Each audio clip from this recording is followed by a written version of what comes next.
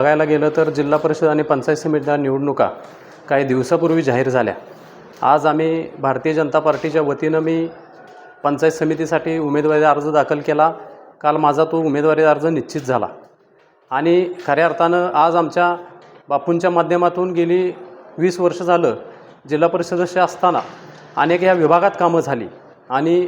तसेच पुढे आज ही जिल्हा परिषद आणि पंचायत समिती एक ग्रामीण भागाचा कणा आहे आणि ग्रामीण भागाचा कणा असताना ह्या सर्व रस्ते, वीज, आरोग्य,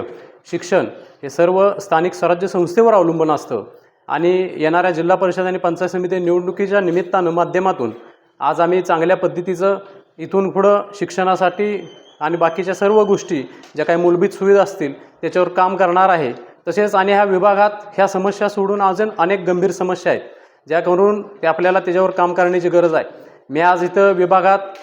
सामाजिक काम करत असताना आज मी प्रत्येक समस्याला मी सामोरं जात असतो। आज खरं या विभागात अनेक शिक्षणाच्या समस्या आहेत, आरोग्याच्या समस्या आहेत, पुनर्वसनाचे प्रश्न आहेत, ऐच्छिकचे प्रश्न आहेत। हे प्रश्न आज भारतीय जनता पार्टीच्या माध्यमातून सोडवण्याचा मी पुरेपूर प्रयत्न करणार आहे आणि खरं आज आपली देशामध्ये सत्ता आहे, केंद्रात सत्ता आहे, राज्यात सत्ता आहे आणि आज आपलं राज्याचं नेतृत्व देवेंद्र फडणवीस साहेब करतात आणि त्यांच्या नेतृत्वाखाली आज दादांच्या माध्यमातून आज ह्या विभागात जी काय कामं असतील, काय ज्या अडचणी असतील त्या सोडवण्याचा आम्ही 100% प्रयत्न करू आणि येणाऱ्या जिल्हा परिषद आणि पंचायत समिती निवडणुकीमध्ये आम्हाला भारतीय जनता पार्टीला भरघोस मतांनी विजयी करा एवढंच या निमित्तानं सांगतो आणि मी थांबवतो।